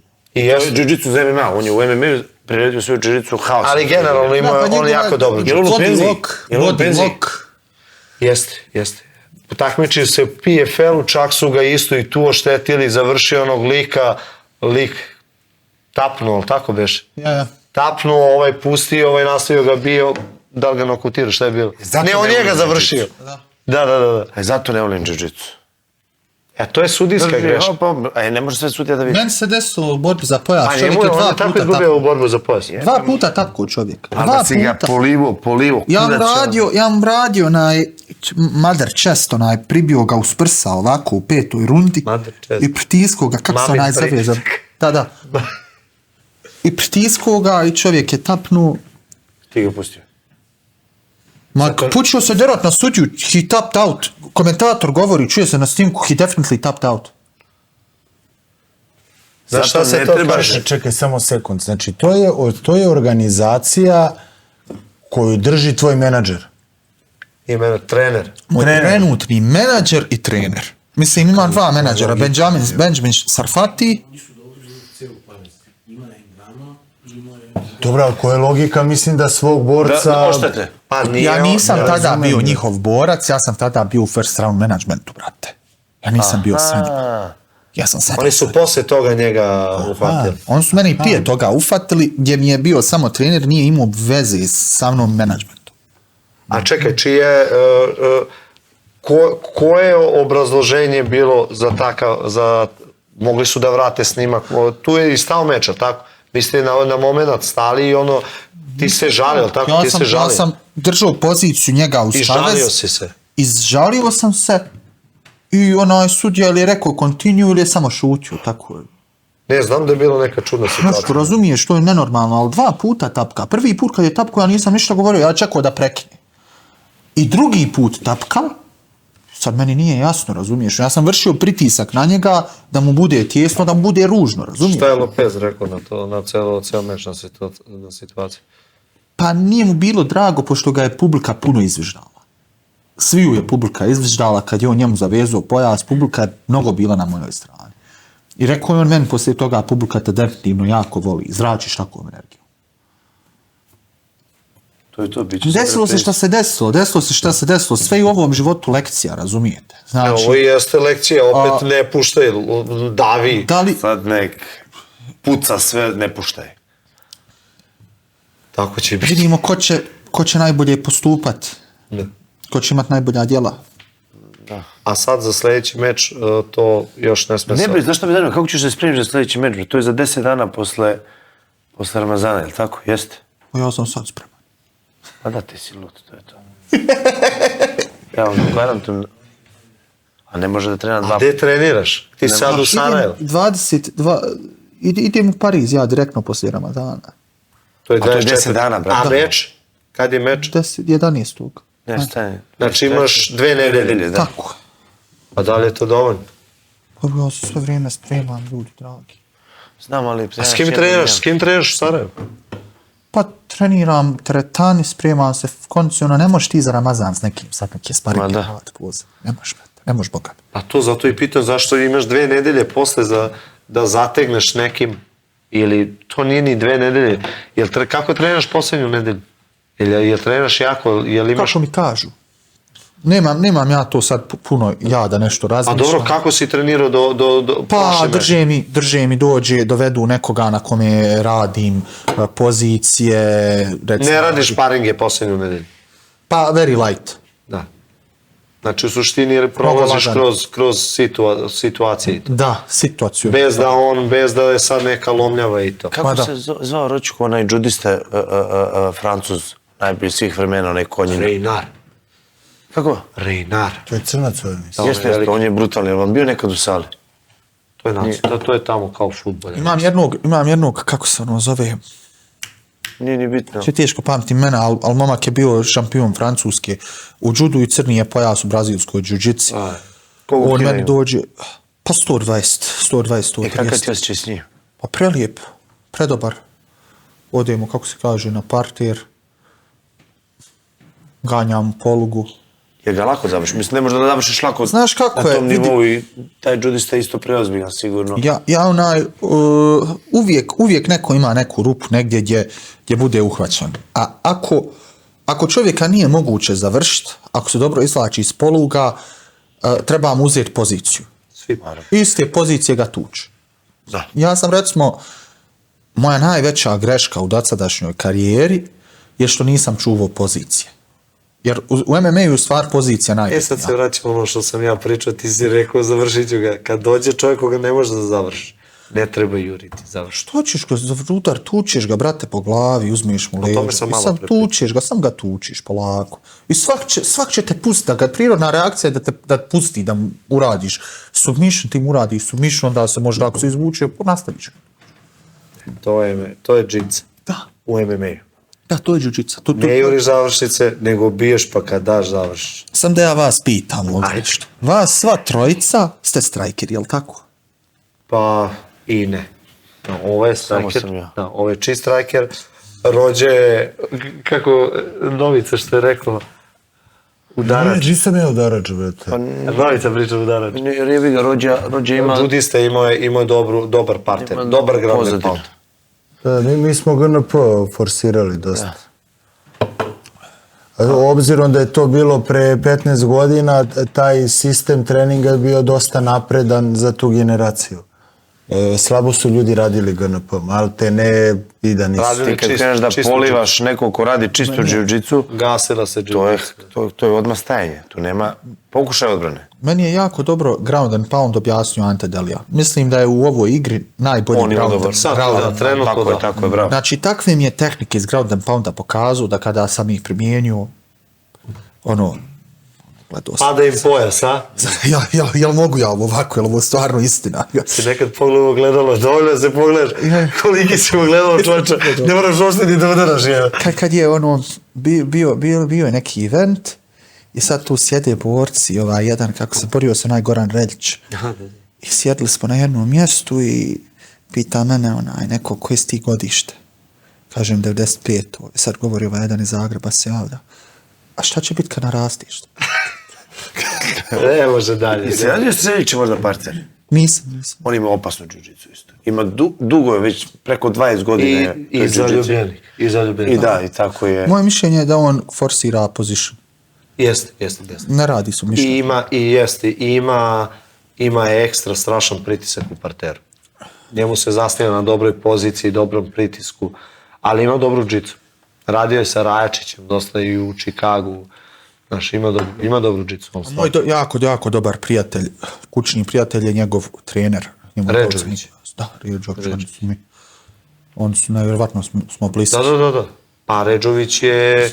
Jel njemu Redžović dao pojas? Da, on je njegov coach. Kako se zove Ročko ono kod da mi pričao? Je li to Redžović ili nije Redžović? Ono što ga prozivao na komentari kad došao kad ga prebio. Nije to Redžović bio. Ne, to je bio bre... Da, to je bre... Kickbokser bre. O Bože, jebate. Meni mozak mi stava. To je najpoznatiji kickbokser. U Bosni. Bosni i Hercegovina, pa imamo ih više, Poturak. imamo Poturka, Redžovića. Poturka je neko prozivao Poturka je neko vređao na komentarima. I on ga našao. Ko? Poturak je našao. Ževat ga rađe i prebije ga. Ili ga je nalupao, znaš, 2-3 vaspitne, ja ide u kućicu. Oj, brate, dragi, pa što će... Pa Boro da je bio mnogo bezobrazan u komentarima. Ima ti degenerika, što bi... Ja nikog neću tražiti, kogod hoće nek piše, šta god hoće, ja mislim da je to... Što ja imam tražiti nekog degenerika što nije sposoban da trenira? Ono kao kucati, ti pokucaš na vrata, ono dete od 13 godina, ovako. Bukvalno otvora ovako. Jesi ti... Da. Blood Hunter 776. Znaš, si ti Blood Hunter 776. Tastatura mangu. Ja sam. Znači, tako, slušaš management i te savete. Znači, a čekaj, kako sad sarađuje Lopez sa first round management? Kažeš imaš dva menadžera. Nemam ja dva menadžera. Sad je samo sada Lopez. s Lopezom u MMA Faktoru i to je to. Prije sam imao priliku da mi Lopez bude trener. A oni su bili menadžeri. Da. I to je bilo kratko vrijeme. Kratak vremenski. I šta se desilo? Kako si se odaljio? Jel posle ta dva poraza je bilo? Posle dva poraza jednostavno ne možeš biti, razumiješ me. First round management je mjesto gdje je isto Real Madrid, razumiješ me. Znači, dovedu napadača, moraš davati golove, ne daješ golove. Izvin, prijatelj, mi smo drugovi sve, ali morate ići, nećemo ti plaćati. Znači, da, surovo su ti. To je tako, to je matematika. Kod njih to je čist posao. Da, plaću ću od meni jednostavno, ja kad sam odšao u Španiju, kod njih dali mi auto, dali mi smještaj, dali mi sve. A jesi tamo trenirao u Španiji? Da, tamo onaj Clement Club. u Alicante. Ili ja to pogledam. Tu našlo malo ova... Bravo. Nađe mala tu. Nisam se sreo sa njim, nisam se sa njom sreo, ali su me oni lično pitali da im napravim kontakt sa njom. Da se javim treneru, da vidim kako je to u to vrijeme. Je Miša Pačulov bio trener, pa sam im ja dao taj kontakt i oni su je kontaktirali. Oni koga, evo da vam ja iskreno kažem, evo svi koji sjede ovdje, nije umro, Prepadene, brate. Šalva, ne, Miša je naš brat, ja ga tako sprdam. Ako nekog želi first round management, on će te uzeti, brate, ako te želi. Pitat ćete šta hoćeš, dođu s vama, budi pa mas vidali se s njima. Ali stvarno, isto tako on vam sredi najbolji kontrakt u svakom slučaju. Dobro, znači, realno kod tih boljih menadžmenta i igra ulogu da potpišeš s njima, jer će oni izvući najviše. Reci mi, kako je bilo, jesi dobio sponzora i to? Jer ti oni obezbede i sponzor? Oni su mi bili sponzor, čovječ. Znači, oni u stvari imaju firme koje sponzorišu menadžment? Oni su mi bili sponzor, šta ti treba, ja kažem šta mi treba i to. Mislim, nije za svakog borca isto.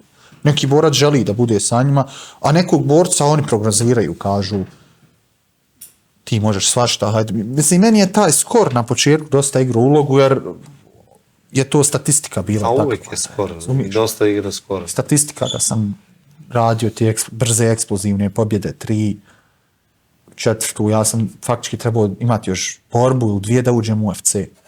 Oni su meni zamalo me stavili u kontender sa 3 pobjede. Zamalo, znači. Razgovarao s matchmakerom. Možda dostatak teškaša, brate, ti imaš taj jeben parter. Ti imaš parter, zanimljiv si. Znači, treba si još I kad se pojaviš i kao viking je. Ja mislili su to kad sam došao na prvi fight u Pariz, svi su govorili došao neki viking. A tako izgleda. Brate, ti si, ako Bog da, taj meč ide 11. Kad si ti u Sarajevu? Ovo mi je bitno zbog ovog našeg Brajlovića.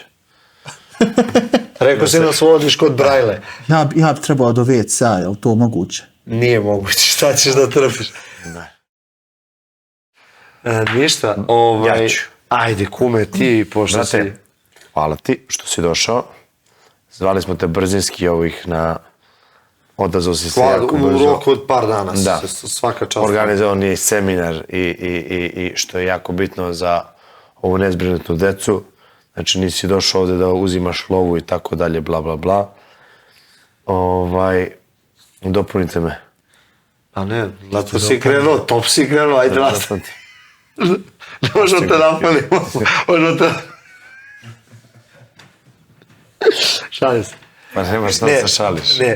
Benjo, hvala ti puno zato što pre svega to što je Gagi sve naveo da jedino što bi voleo ako imaš nešto za kraj da kažeš, jer mi smo te generalno očekivali na ADCC-u sada, ali to je zbog ove borbe za pojas otpalo. Jel ima nešto još u planu pored te borbe za pojas? Da li ima neko džicu takmičenje da si zacrto ili... Ja ne znam hoće li biti borba za pojas, tačno. Dobro, borbe, nebitno da... Sad hoće li biti za pojas, nisu mi definisali.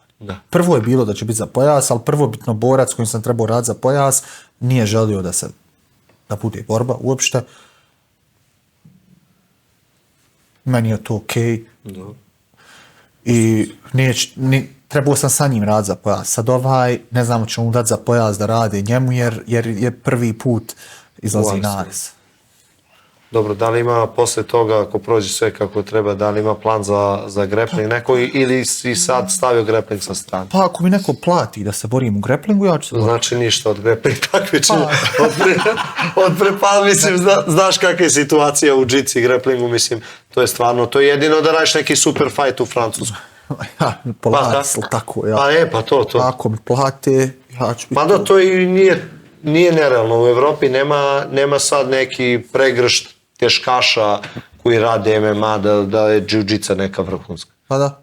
Tako da... Pa da. A je li ima neki borac kojim bi volao da radiš taj ADCC? Neki džiu-džica borac? Polari. Pa ja bi stvarno volio da se borim s Gordonom Ryanom. Gordon Ryan? Ja. Da. A gdje vidiš svoju prednost u tom meču? Pošto je on Ne sad... vidim ja prednost, ne vidim da je i mnogo opasan, dobar, jak borac i ne bi sebe iskušavao s nekim mislim da je najbolji. Ja mislim da je najbolji. Sad je pokazao da je najbolji. Ja zato želim da se borim sa njim. Možda. Dobro, ali sad, koliko je realno da neko pozove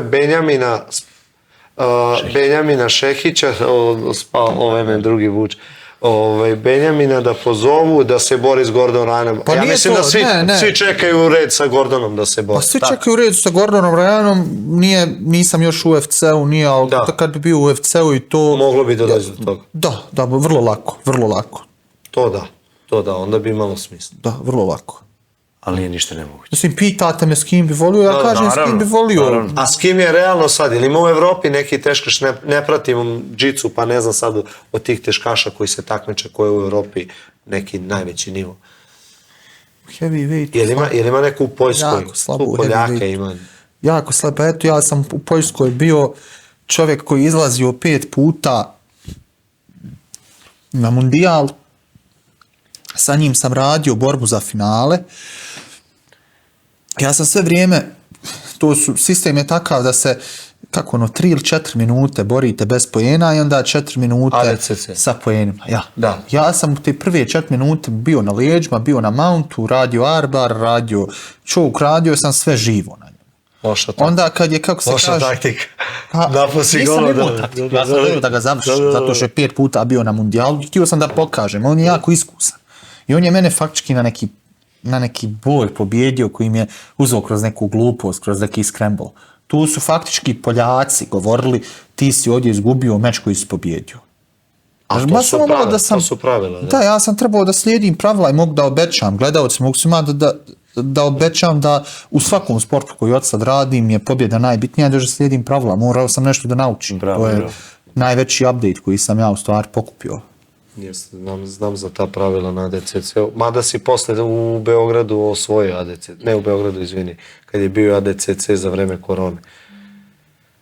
Za vreme korone gde je u Kovinu. I da, išao sam na ta, išao sam i na... I posle si u Beogradu, da. I posle sam opet. Ništa, Beno. Još jednom, brate, hvala ti. Hvala ti puno. Hvala vama. Jel možete da...